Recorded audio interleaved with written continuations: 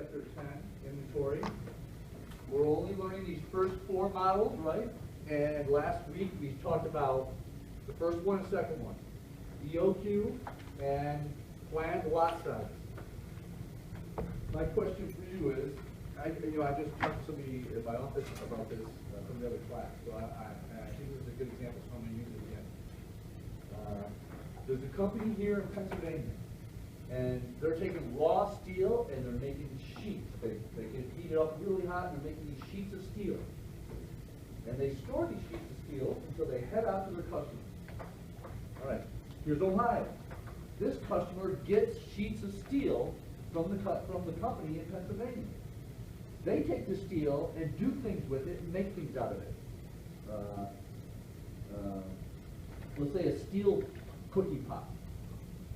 They have a machine that stamps and creates this pot, goes to the next person who welds on the handle, or creates the screw on the handle, whatever it is, goes to the next person and puts the coating on it, and so on. Here's the process, right? So this company here makes steel sheets. This company buys the steel sheets. They then create these cooking pots. The cooking pot goes to these distributors who package it, who then send it to their retailers. Now this distributor, by the way, is in Indiana, and the retailers are all over. But there's the process. We got the steel sheet, Pennsylvania, Ohio. They take the sheet, make a pot out of it, cookie pot. Then they take it and sell it to the distributors who package it and put their own little twist on it, who then send it out to all their retailers. Everybody see the supply chain, basically. You see it? All right. Think about the 2 you've learned already, EOQ and production lot size. You're in Ohio. You are the manager of the company in Ohio. You're buying the steel sheets, you're making the pots, you got the whole process, and the pots are going to distributors to be packaged, right? Everybody with me? Which inventory model would you use if you were trying to determine the exact amount of pots you should make from those steel sheets? Question. This is how you should prepare for the quiz. Most students end up using the wrong formula. It's not a matter of, once you know what formula to use, you go to the store and start going, okay, that number is that variable, that number is that variable, and you plug it in. But what you need to be prepared for is which inventory model to choose, so you're doing the right formula. You're in Ohio, you're managing that company, you got the steel sheets and you're forming the pots that are welding on the handles, that are getting the coating, and going out to distributors. You're trying to determine how many of those pots to make, which inventory system of those first 2 are we describing to get the exact number to make. Production lot size. Production lot size is always about how many you should make. EOQ, if I would have said, hang on, go ahead, let me write that down. Production lot size is always about how many you should make.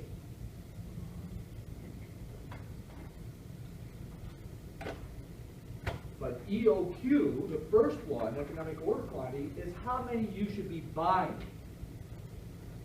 Now, I want to use the same Ohio company to give you an example of the other one. You ready? Same Ohio company. If I said to you, you're managing the Ohio company, and you need to use an inventory model to determine how many sheets to buy from the company in Pennsylvania that supplies it. Now, that's EOQ. That question is about the perfect amount you should buy from the supplier. That's a raw material, sheets of steel. You're then taking that raw material and you're making something, and that model, how many you should make, is the second one. And many companies are using all 4 of them. Just depends on the situation, and that's what you have to identify. That's what if you practice anything before the quiz, go to the back of that chapter 10, randomly pick a problem, start reading it, say to yourself, that is, pick one of the 4, hopefully it's a problem from one of the 4, and you say it's definitely this, and then go to the back, look at the answer, and figure out if you're right or wrong. If the answer's not in the back, email me, I'll email the answer to you, or just ask me which model was used at number 5 in the back of chapter 10, and I'll tell you and see if you got it right, because that's the key on this first quiz, is knowing which one of these to use. That's what you should be studying. And then know what page to go to, which note to grab, which homework answers you can look at the logic, apply the logic, go to the next problem. Right? It's open book, it's open notes. The hardest thing is, am I using the right stuff? You know, which one should I be using here? You're in Indiana, and you're packaging the pot. I gotta think about this a minute. I gotta make sure I say this right. And you're trying to make sure that you buy the right amount of pots from the company in Ohio that's making those pots. You're making sure you want to buy the right amount so that you can then package them and get them out to all your retailers. What inventory model to determine the perfect amount to be getting from the Ohio company, the amount of pots before you package them? Which model? Say it again. EOQ. You're not making them. Now, the question is say how many should you make or how many should be packaged, because that would be the process this company's doing. Is the process is they're just packaging them. So that process would be planned, you know, how many should we package before we stop and package something else or something like that, maybe the problem says. If it's being done themselves, that's production lot size. But if they're buying, like how many pots should we buy before we even package them, that's EOQ. But today, you're learning the two other ones. Planned shortages and quantity discounts. Quantity discount is probably one of the most important because some of your business majors will end up in a buying position. You'll be managing a department that has to have supplies of stuff, whatever it may be. And if almost everyone you talk to in the real world, if they're buying anything from suppliers, they will get hounded. You will get hounded. And they're going to try everything they can to talk you into buying more, possibly even give you a discount if you will just double that order. Instead of just buying 500 of those, if you buy 1,000, I'm giving you 7% off the whole order. That is a common phone call. Such a common phone call. And your instincts are saying, you're on. You just did the math. 7% on this $50,000 order, you are on. I'm getting my bonus this Christmas. Man, this is such a good deal. Not even taking into consideration the cost involved in holding all that extra stuff. That's where that one comes in. You've got to do this first before you say yes to that kind of decision. Am I for sure, is that discount being offered to me for sure bigger than that additional cost I'm going to take on by taking on more than I really need? And how much am I really going to save? That's what that quantity discount is all about. Now, this one's a rarity. Planned shortages, but it's out there. Companies sometimes will run out of things on purpose because they see huge advantages to it.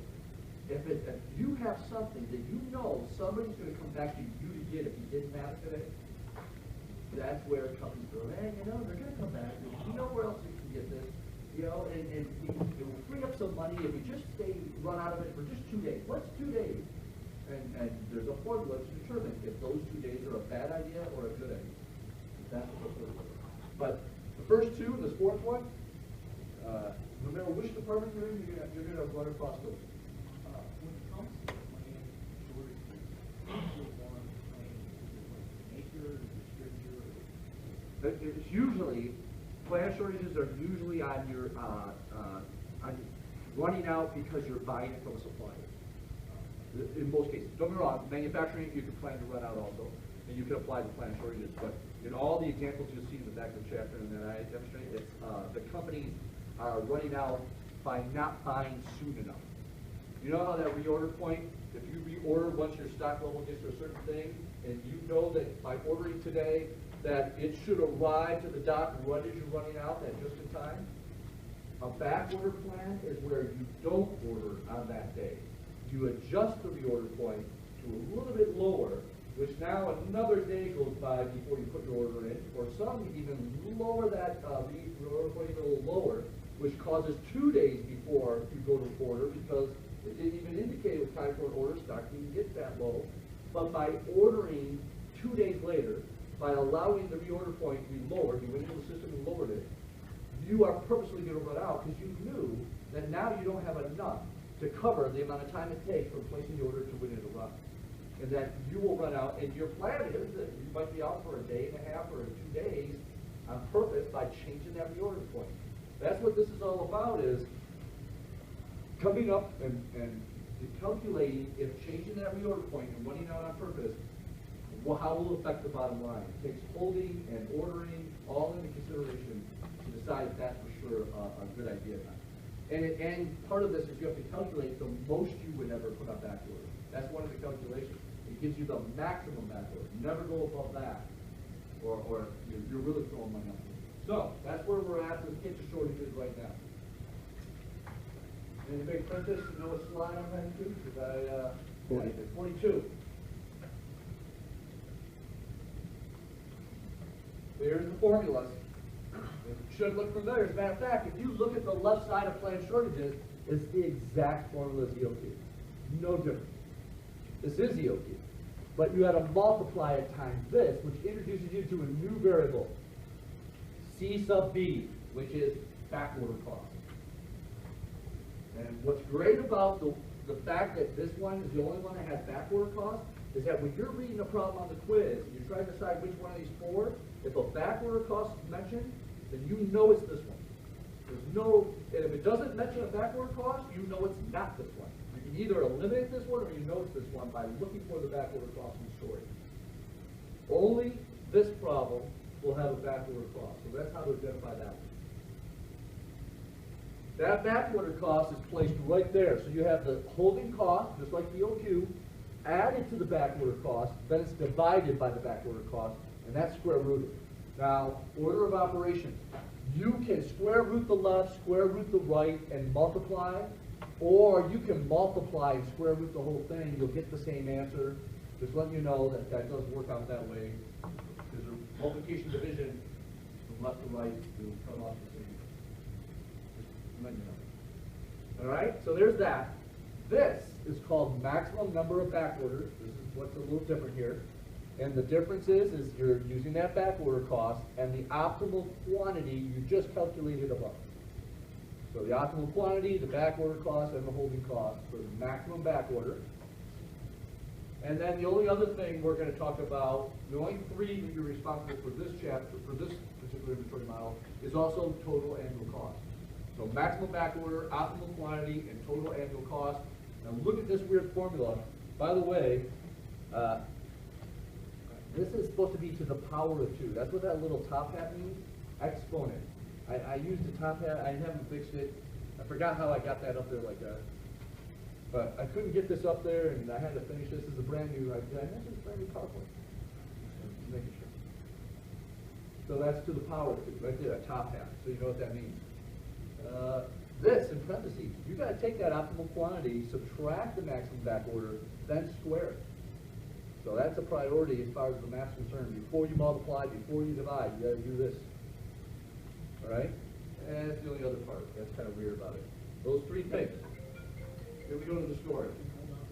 Yeah, sure. I don't know why you guys write this down. You can just print it. I have this right in front of me during the quiz, all printed out, ready to go around my computer. Yeah, you can have your laptops on during the quiz, don't forget. So you cannot have the internet turned on. You must show me it's on airplane mode or whatever, the internet's off. You have all the tools necessary. Okay, here's my pen. Ready? Ready? Let's get to the story.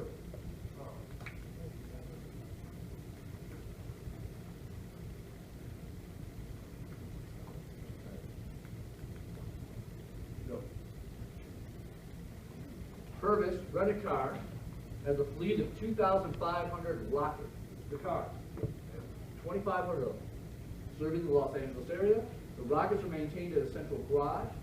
On average, here we go. We're starting to get, here's one of the variables. Look at the variables.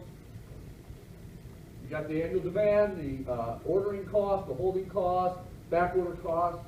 As we get through these numbers, I want you to identify where they belong. On average, 8 rockets per month require new engines. This story is all about how many engines should we order to replace in our cars. We have this giant rental company. So, you've just been introduced to these. How many engines do they need? 8 per month. How many months a year? 12. What's their annual demand? 96? Help you out. 96. So there's their annual demand. You got your D now. There's the sentence.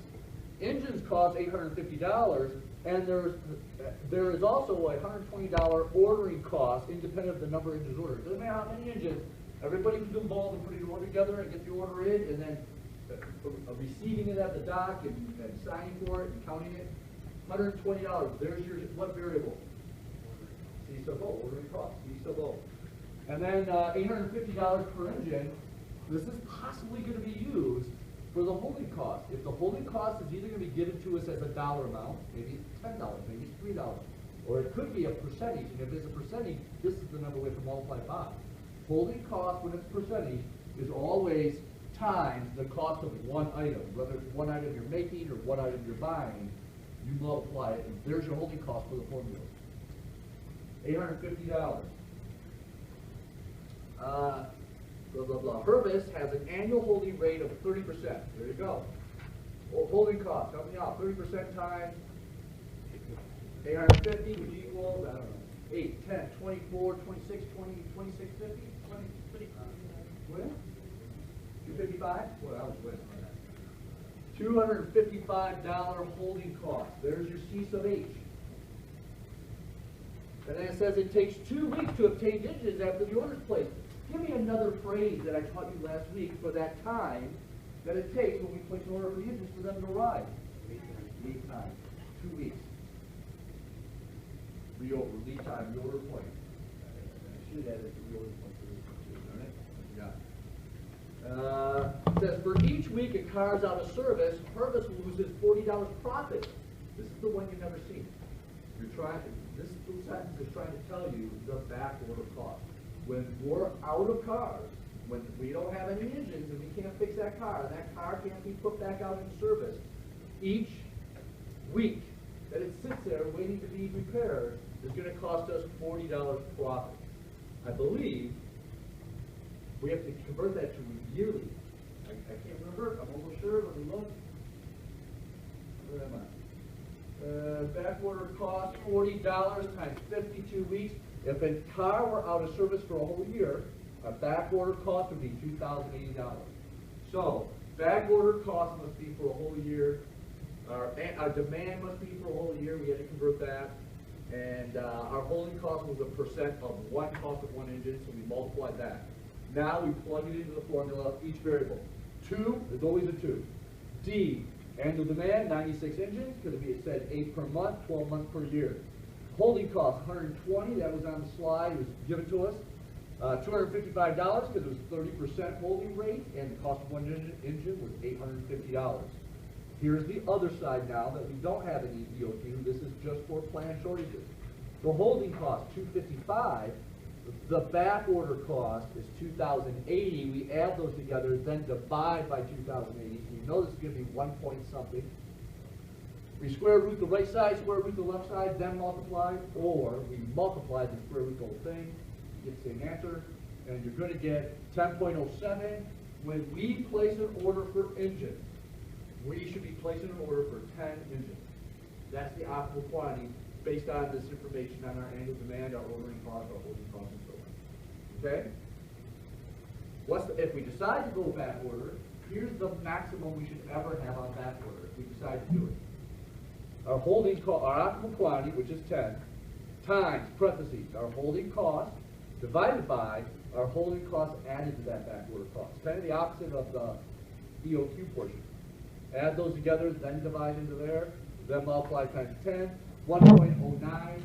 We should, if we decide to run out of engines, the most we should decide to be back ordered is 1. Not 2, not 3, not a whole bunch. If we try this, maybe just 1. And now we're going to figure out what total cost would be if we do have that one engine on back order. And total cost would be blah, blah, blah, blah, blah. What is it? What happened?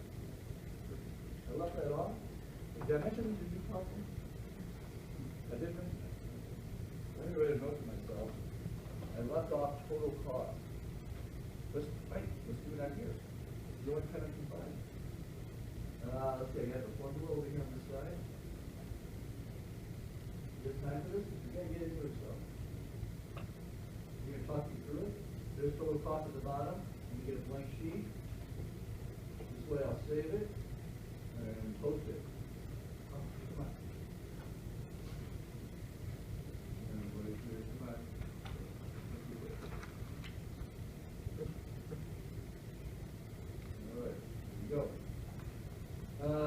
total cost. So, anybody got the PowerPoint? You're gonna hit me with some numbers that I might forget. Says on the formula, C sub H, that was the holding cost 255. Does that sound right? Okay, so if I can make this work, C dot 10, 210, okay. 255. That is not good. So what am I doing here? So this isn't gonna work. I have to get a button. That's pretty good. All right. Ready? 255 times the optimal quantity was 10 inches. Does that sound right? Minus 1 inch was the maximum back order, and then we square that, correct? And then we take that whole thing, and make sure that's a 5 there, and we divide by 2 times the optimal quantity, which is 10. So right here's the holding cost. Let's do this. 10 minus 1 is 9. 9 squared is 81, right? 81 times 255. I need help here. Who's my calculator? 255 times 81. 20,650. 655? Is that it? Yep. Oh, even like that? Great. Divided by 2 times 10 is 20, so take that number, divide by 20, you should get 1,036? 32.75. Right there. There's our holding cost portion of this. Let's go now to our ordering cost. Annual demand was 96 inches. Does that sound right? It was 8 per month times 12, right? So D is 96 times our ordering cost, which was 125, 120? 120, so times 120 calculators. And then, when we get there, we're going to divide by the optimal quantity, which is 10. My pen's running out. So hit me with 120 times 96. 11,520 even. Confirmed? I heard something up here. Okay. And then we divide this by 10. That's easy. We're just going to take 1,152 is our ordering cost. 1,032.75, 1,152. We're on the last portion now. This one right here. Our maximum. Did I do something wrong here? Okay, make sure. S squared is 1 squared. Is that right? Is that what it is? 1 squared is 1 times the backward cost, which was 1,000 something. Yeah, we had to do it for a whole year. It was 40 times. 2008. Okay, let me go back. So 1 times 2,080 divided by 2 times 10. Is that right? 2 times 10, which would be 20.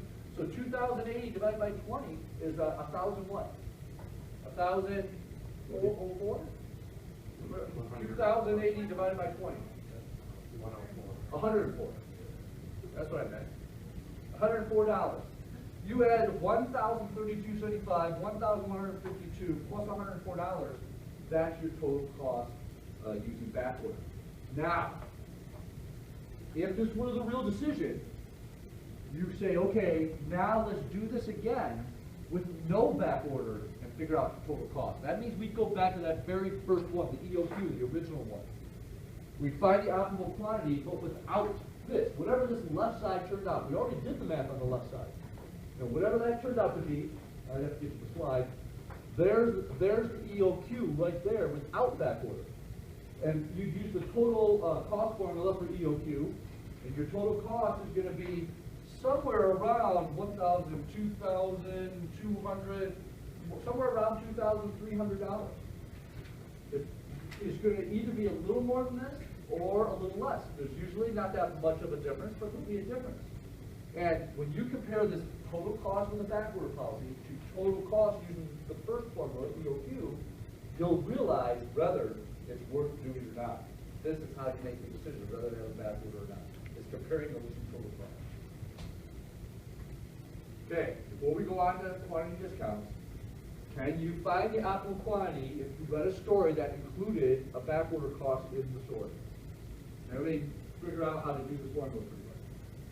Next would be, can you do maximum backorder? As long as you have all these numbers, and then your total cost. That's a lot. Your homework, as a matter of fact, that's going to be due in 2 days. Let me just look at it real quick. the bottom, right there, this is a planned inventory backorder model problem on your homework right here. That's going to be posted tonight, due on Thursday. And you're doing optimal quantity, plan, the maximum planned shortage, and that total cost, just like we just did. And all the numbers are in there. Look at the very last sentence. Where's it start? For a specific product with demand of 3,200 units per year, ordering cost of $210. Holding cost of $3. That's the first one you've seen. That's not a percentage. You just used 3. You don't have to multiply it times anything. It's not a percent. It's being given to you as a dollar amount, $3. And a back order cost of $40. The numbers are all given to you. You just have to plug it in the right way and do calculations. That's half your homework right there. The other part of your homework is, this one is production lot size. I'm telling you. Why am I telling you? Here, look at this. I think part of this is where you're supposed to. It says right there. Darn. Anyway. Part of this is where you're supposed to recognize production lot size. It has to do with something being made. What is being made here? Products including a plastic peanut container. They have an injected molding machine. They're taking this raw plastic, inject it, it dries rather quick, flips out. The next one, injects in, flips out. These are the plastic, peanuts, what I love it. There was this plastic peanut container. I worked at a company that we had, I'd say, a half a dozen of high impact plastic injector molders. So these things are a big deal out there. There's tons of companies who will supply from the companies by taking raw plastic, injecting into these moldings and make things out of it, like a plastic jar or a plastic bottle. We made plastic tub surrounds. When someone's remodeling a house, sometimes they'll buy these plastic tub surround kits where these panels go up for the walls. You dig down whatever's on there and you put them right up against the drywall and glue them up. And they meet in the corners and you cause the corner. Well, our company, I worked for this company in Ohio, that would shoot the raw plastic in, the liquid plastic, and make these panels, and they would dry so fast that the food would flip up and the air would pop and pop these panels up. Somebody grabs them and puts them, and someone else is cutting the edges off down the line, while the next one had like 4 of them going at one time. So it's putting it in, while somebody over here is taking the 4th one off. The 2nd and 3rd one are drying, being blown in air, and it's turning now, and now another one's being injected in, another one's being taken off. Those 2 are drying, and it spins like that. That's a whole process. We had a clay casting plant we made. You guys are commode. They're made of ceramic, right? Ceramic clay, basically. And we had these giant ovens. All of these commodes are put on racks, and they're on these grids, kind of like a train almost, and they're going in slowly into these ovens, giant ovens that we had. And they're going in, and they're cooking and come out the other end, and they're getting glazed, deglazed, they're going for a little more cooking type thing. All these places are doing exactly what you're learning, but on a much bigger scale. This is production line size. How many should be made? So for the holding cost, you don't have to multiply by a percentage. Yeah. It only is this $600. Oh, this holding cost is 3 cents. And this one you don't have to multiply either. Usually a holding cost will say, in the problem we just read, it was 20-something, 25% of the cost of the engine. It was a percentage. But here it's given to you. Now, don't get confused. All the other numbers are in dollars. Do not use the number 3 for your holding cost. This is 3 cents. You gave me 0.03 for the holding cost here. That's why I put that parentheses there, because I've had students, because the number's so small, I accidentally use the number 3. For the back order cost, assume that that's part of the moving value? Yeah, you don't have to multiply that times any amount of time or anything. Okay. You're literally giving. Say it again. You would only have to multiply it to the same. Yeah, if it said this is the back order cost only for a certain period of time. Okay. But if it's just given to you like this, back order cost $40, you know that's the number you're using. Okay. Okay, go ahead. You said when we did the total cost of it, so that's is it able to see the difference? If in real life, if you're managing a business and you're trying to decide whether you should do a back order, you did all this math to get to this total cost, adding these 2 numbers together. and then you have to compare it to your total cost without a back order, which is the EOQ model, the very first one we learned, and then compare those two total costs. And then that's how you decide, should I have a back order policy? This is what's telling you whether you're really going to save money. These three numbers added together will most likely be significantly less than the total cost if you're just using EOQ with no back order. And then if it is big enough, you get, as long as the back order cost, what was the back order cost on this one? Right here. This 2080, is that it right there? That's it? I mean, that's a big back order cost compared to other back order costs I've seen. So what they're saying is, hey, we know we could make somebody mad. We could piss someone off. And we will pay for it. So we put this, they said, we're putting this big back order cost of 2080 on here, and do the math on it, and if it still says that we will come out ahead, even if we're pissing someone off and have to spend this much money, then, and it still says we're going to save some significant money in overall cost, then let's do it. Let's make it bad. Because we accounted for what we would have to do to make it up for it, right there. Whatever it may be. Airlines, they're all about back order. They purposely, this is a concept years ago, they said, we think we'll come out ahead if we overbook each of these flights by one or two passengers. Because there's so many flights that not every passenger shows up. But for them to make a real profit, they need that plane full. So they overbook on purpose. Have you ever been on a flight? Yes, you go. You ever been on a flight where they walk out and go, will anybody get off the flight for a free round trip ticket in the future? Or if nobody gets off the plane, they'll come on and help me offer. Okay, if everybody will just get off this flight, we're offering a round trip ticket and free dinner, or something like that, or $100 or something like that. I mean, there was one time you said, come on, every week I was flying. And there was one time I found nobody wanted to get off the flight. They kept up the offer, and I couldn't pass it up. I got a free dinner, a free hotel, a free breakfast, a round trip ticket that I never used. And I don't know what else, but I couldn't resist. I mean, I couldn't believe people wouldn't get off flights. It was later flight, so we had to stay the night, and maybe that was the reason. But I found it okay. Offering too much. I couldn't resist. But that's a back order. They do it on purpose. And they literally take into account if everybody happens to show up and they got to bump somebody off the flight, they know what it will cost them. They know the average cost it will cost to literally bump someone off the flight. And they take into consideration, they say it's worth it. Because we have so many more flights now that are full, and with the price of gas, and that's the only way we can make a profit. So it's just do this kind of a profit. So it's not unusual. All right, let's go. We're going now to quantity discounts. Here's what I want to tell you about quantity discounts. I'm going to tell you the story in a minute, but I want to show you what's going on here. That first formula, EOQ, the very first one we learned, is being done here, is being done here, and it's being done here. Because the story says you can buy that film at full price, or if you buy more of it, you can have this kind of a discount, a different price. And if you buy even more of it, you get this discount, you get another price. However many prices you have to choose that are being offered to you, you've got to calculate EOQ at every price. This one's at $3.20. This one's at $2.97.5 and this one's at $2.88. At each price, you have to calculate EOQ. There's something you need to realize about quantity discounts. There's one. Number two I want you to show you is there's total cost.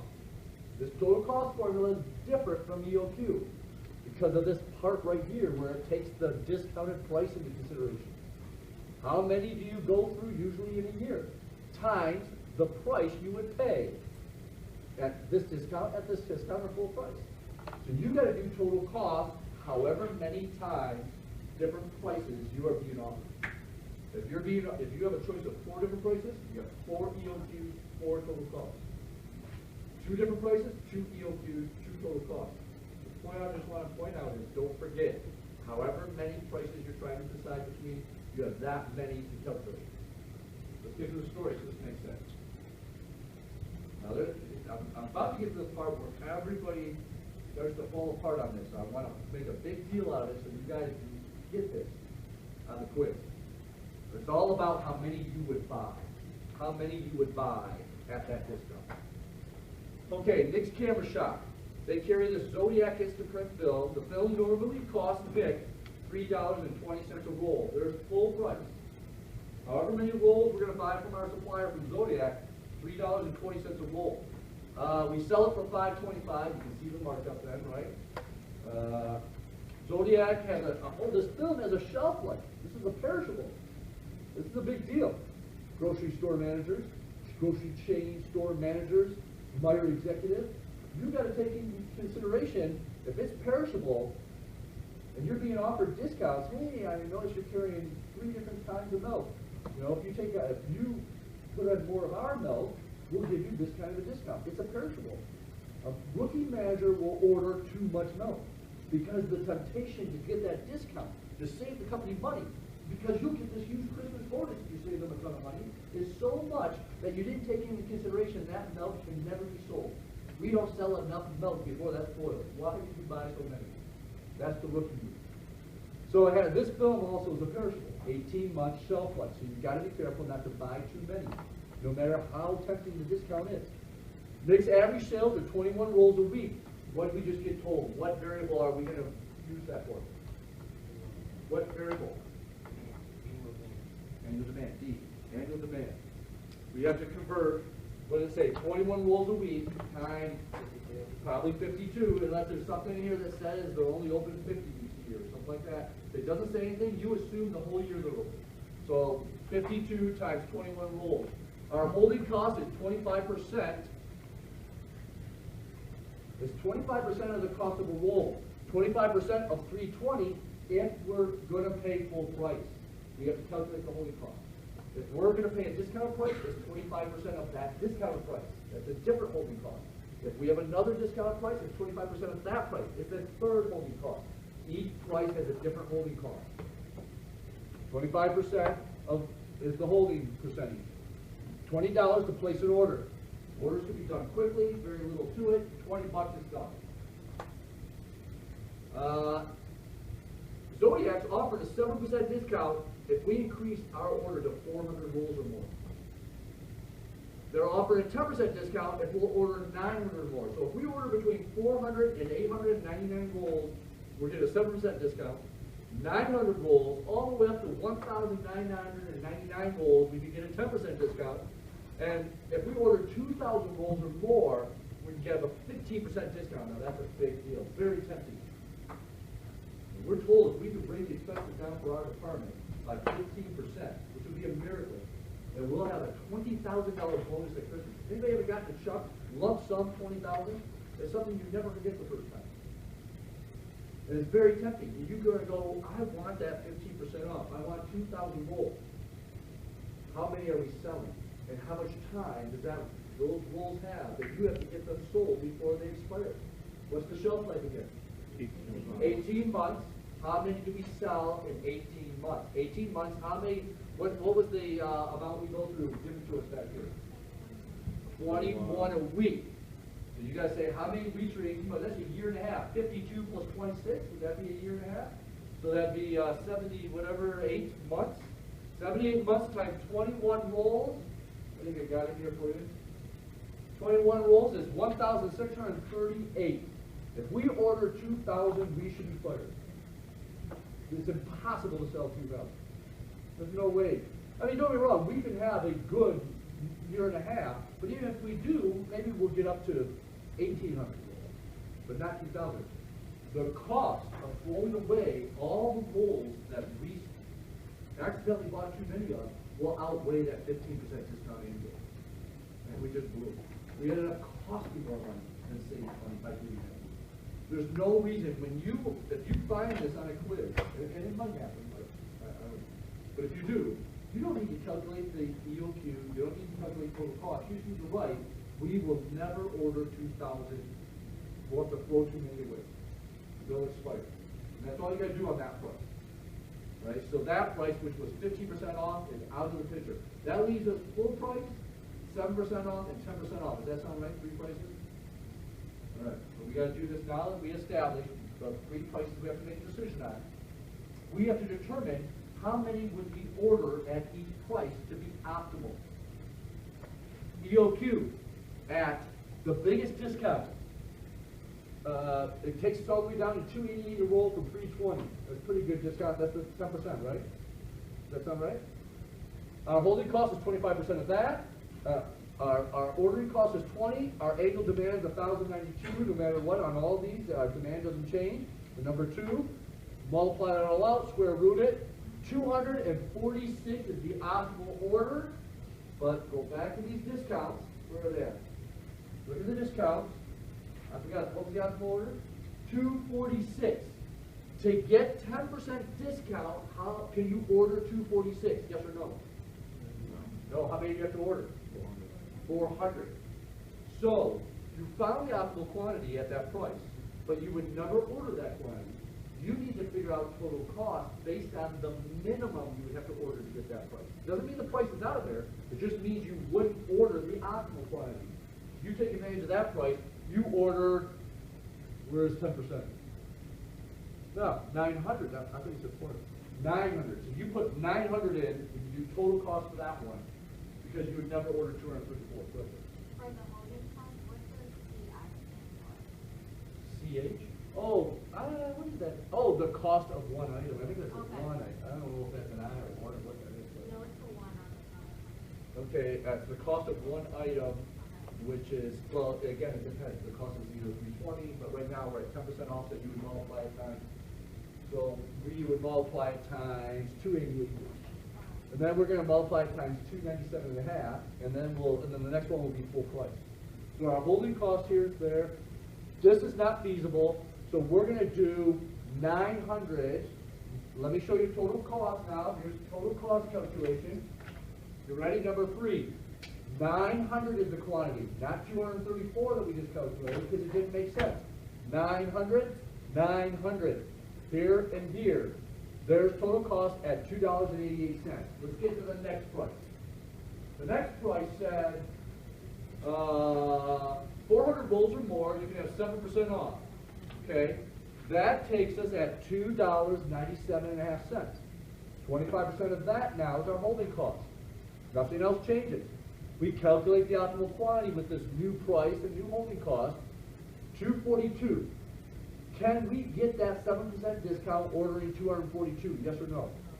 No. How many do we have to order? 400. Go to total cost for this one.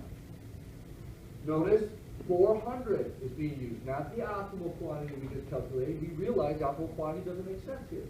400, 400, and there's $2.97.5 there. Third token. Okay. Now, full price. Here's $3.20 times 25% for this new holding cost. We do all the math on this. EOQ. 233.67. 234 rolls. Now, how many do we have to order? Can we order 234 rolls at full price? Yes or no?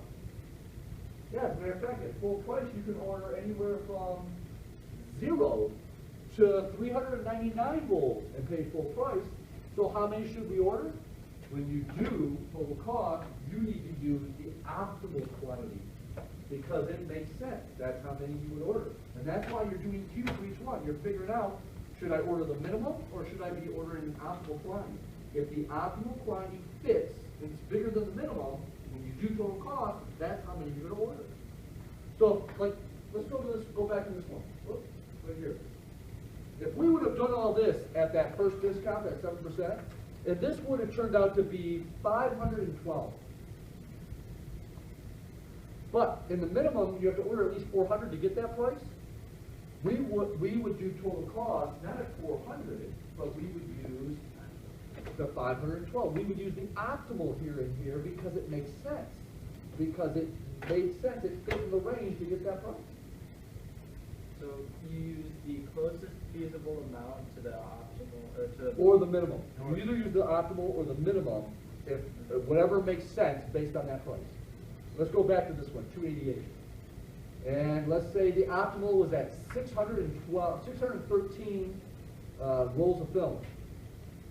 Would we order 613 because we want this price, or how many would we order? How many do we have to order to get that price? So there's no way we would order 613. We'd have to use 900 as the quantity because, so we can evaluate if, hey, getting this price is a big discount, 10% off, but let's do the math, because we know we'd have to order 900 to get that price, because the optimal quantity doesn't make sense. Doesn't mean we're not going to order, it just means we have to order more than what would be optimal to get that price. And that extra order, is that going to outweigh the holding cost compared to the discount? And this takes the discount into consideration, this last part right here. That's the big difference between this and the others. This little part of the total cost part of it. Okay, now that was kind of fast. I want to make sure let's just talk about it again. Here it is, the film. Currently you're buying it for $3.20, but you can get a 7% off, or you can get 10% off. So there's three prices there, full price, one discount, another discount. And once you establish that this is a price discount formula of one I should be using, you need to start calculating the optimal quantity at each price, the 320, 7% off, 10% off, and total cost at each price. And whichever one has the lowest total cost, look here. This one used 900 because the optimal quantity didn't make sense. You had to order at least 900. This one used 400 because the optimal quantity didn't make sense. We had to order at least 400. This one, the optimal quantity made sense. So we would order the optimal quantity, and that's why we used this number in this total cost. We go all the way through total cost. Should we be ordering 234, 400, or 900? Because this one gets us the bonus. What should we be ordering? I can't hear you. 400 gives you the lowest cost. Our yearly cost here is $3,493. This is $3,681, so we're not going to go full price. 400. We're tempted to order 900. We want that bonus. But what's best for the company is for us to order 400. And we just want half of the difference. The difference is $40. I think we need $20. For all of that. For all that. Can you do this? Because this is in your future, I would assume. One of these are on your final, most likely, and one of these are on your quiz, maybe two. And two of these are on your homework, and one is on your in-class assignment that you're going to do in about, you better hurry, you got to do some stuff. This is the end of this chapter. As far as, you've learned all four now, but now we want to talk about how to utilize Excel, okay? I posted an Excel spreadsheet for you to download. You can use it during the quiz, but you have to convert. Some people are going to do this manually. Just put the formula out, or there may even be a question that says you have to do it manually, so be prepared. But if you can use Excel, if you use the spreadsheet, you still got to show work. You got to show me, write down what you plugged in for which variable, what's the formula that's being used in the Excel cell you're using to get the answer from. You can't just put the numbers in, hit calculate, and then I'm going to just send you a copy of my Excel spreadsheet. That would be fair to the other person who's putting all the numbers in and calculating it out. But here's what it looks like. I got pretty much all done for you. Right here. Let's start with this one. EOQ. Right here, this would be annual demand. I can't, let's do the film. Let's do the film right now. Let's go find, we're going to do this right here, and let's see if we get the same answer. So annual demand is 1,092, right? Again, I'm going to put this over here. Like this, put it in Excel. Oh, that's not it. I'll put this over here.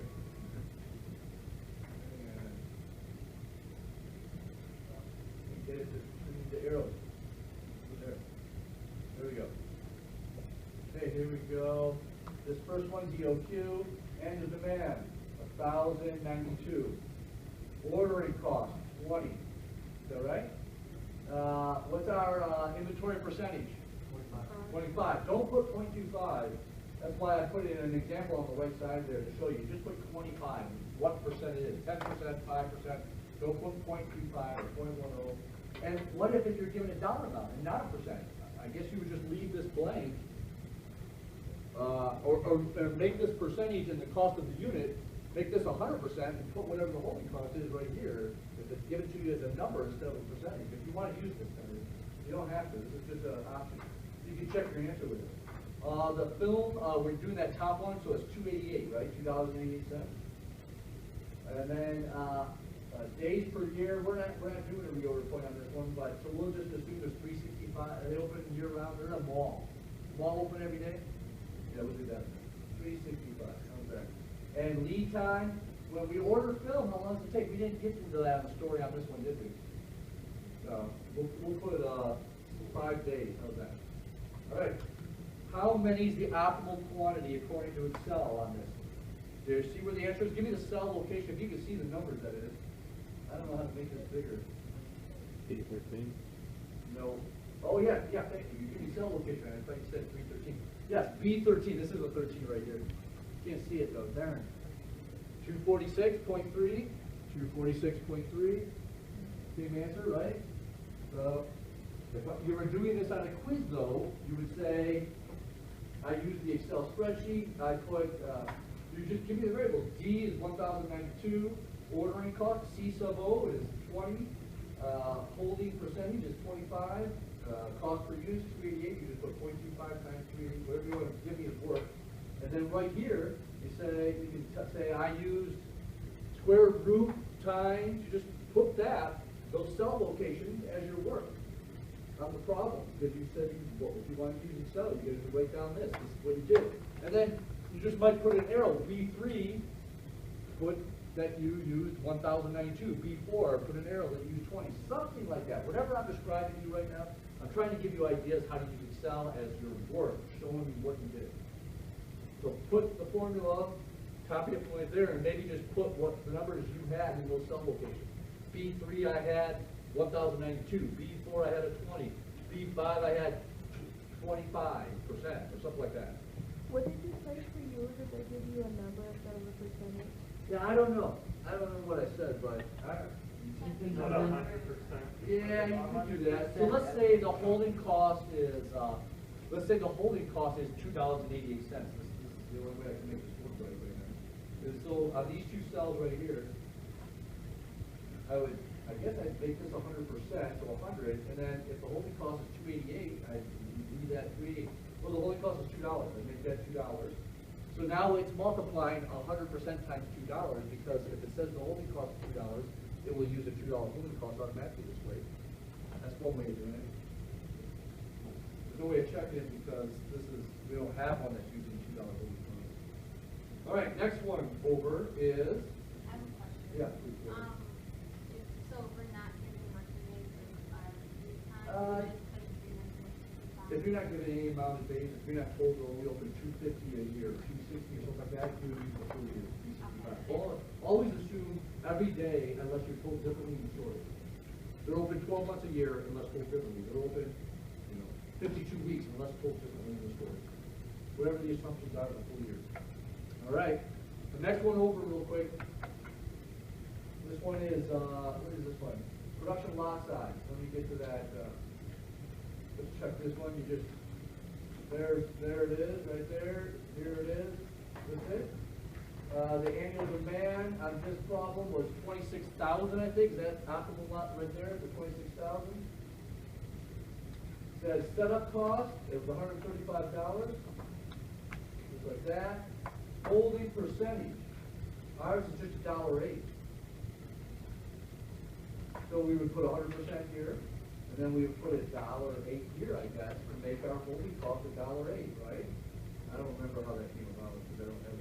Production capacity, 60,000. Now, we got, this says 3,387. This says the optimal quantity would be 3,387. Total cost, we got 2,072. Total cost, 2,072, 73 cents. What do we have, 73 cents? It's 74 cents. We're off by 10. See how this Excel is being used.